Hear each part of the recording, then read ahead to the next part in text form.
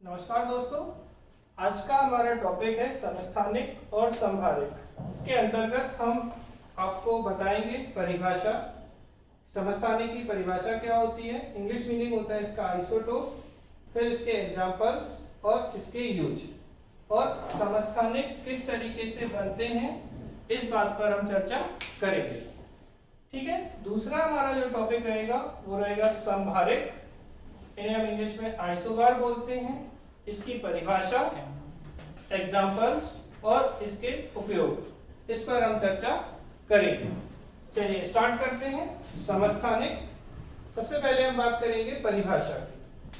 तो बेटा आपको याद रखना है, ऐसे तत्व जिनके परमाणु क्रमांक कैसे होते हैं, समान होते हैं, तथा परमाणु भार अलग अलग या भिन्न होते हैं। इंग्लिश में similar atomic number and different atomic mass. तो ये क्या कहलाते हैं, आपके आइसोटोप या समस्थानिक कहलाते हैं। क्लियर है आपको? यहाँ पे एक छोटी सी बात मैंने आपको बताई, परमाणु क्रमांक। परमाणु क्रमांक क्या होते हैं, तो किसी भी तत्व के परमाणु में उपस्थित नंबर ऑफ प्रोटॉन अगर हम कहते हैं तो प्रोटॉन की संख्या और उतने ही इलेक्ट्रॉन होते हैं तो इलेक्ट्रॉन की संख्या। तो क्वेश्चन आपके एग्जाम में पूछा गया है कि परमाणु क्रमांक क्या है, तो नंबर ऑफ प्रोटॉन और नंबर ऑफ इलेक्ट्रॉन, यानी कि प्रोटॉन की संख्या और इलेक्ट्रॉन की संख्या के बराबर होते हैं। एक एग्जांपल देख लीजिए, जैसे हाइड्रोजन में बात करें हम, तो यहाँ पर जो 1 रिप्रेजेंट कर रहा है ये इसका परमाणु क्रमांक है 1 इसका, राइट।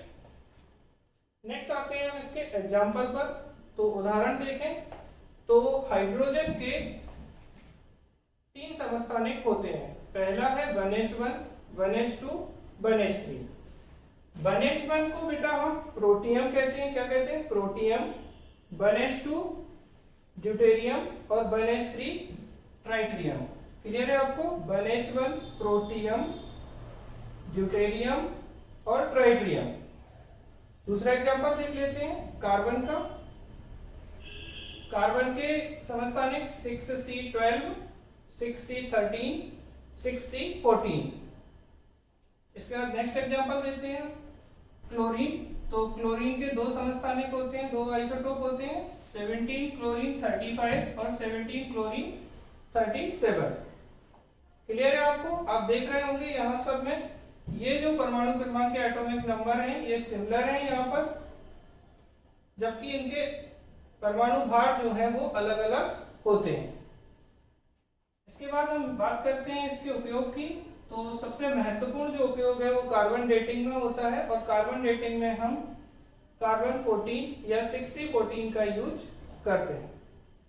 एक और एडिशनल इंफॉर्मेशन है यहाँ पर कि किसी भी तत्व से एक अल्फा और 2 बीटा कण, क्या बेटा, एक अल्फा और 2 बीटा कण जब निकलते हैं तो बनने वाला तत्व समस्थानिक कहलाता है। तो इस तरीके से हमने देखा कि समस्थानिक क्या होते हैं। अब बात करते हैं मुख्य परीक्षा की। तो मुख्य परीक्षा में अगर आपका क्वेश्चन आता है समस्थानिक, तो सबसे पहले आप उसकी परिभाषा लिखेंगे, फिर उसके एग्जांपल्स लिखेंगे, फिर उसके उपयोग लिखेंगे। कम से कम आपको 3 डायमेंशन में इस क्वेश्चन को करना है। नेक्स्ट आते हैं बेटा समभारिक पर। तो समभारिक आइसो मींस सिमिलर, समान, और बार मींस भार।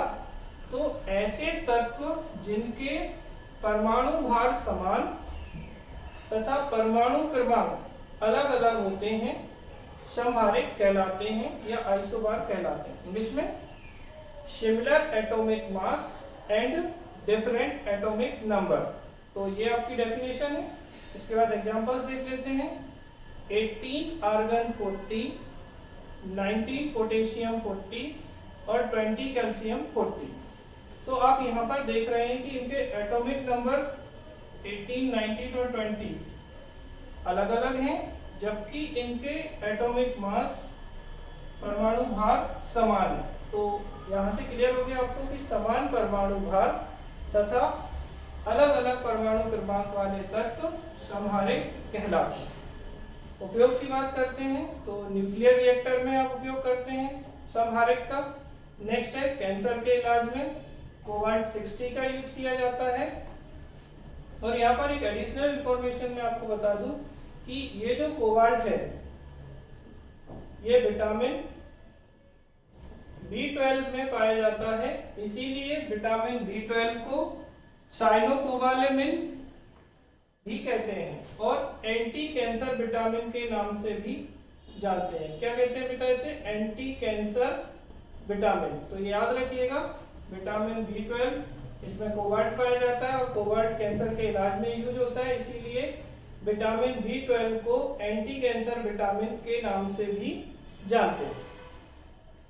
नेक्स्ट ग्वाइटर के इलाज में घेंगा, तो आयोडीन 131 का उपयोग हम घेंगा के इलाज में करते हैं। तो इस तरीके से बेटा हमने देखा कि समस्थानिक आइसोटोप क्या होते हैं, आइसोबार क्या होते हैं, इनकी परिभाषा, इनके एग्जांपल्स और इनके उपयोग। इसी तरीके से हमने इसकी परिभाषा, उदाहरण और उपयोग को देखा। Thank you very much.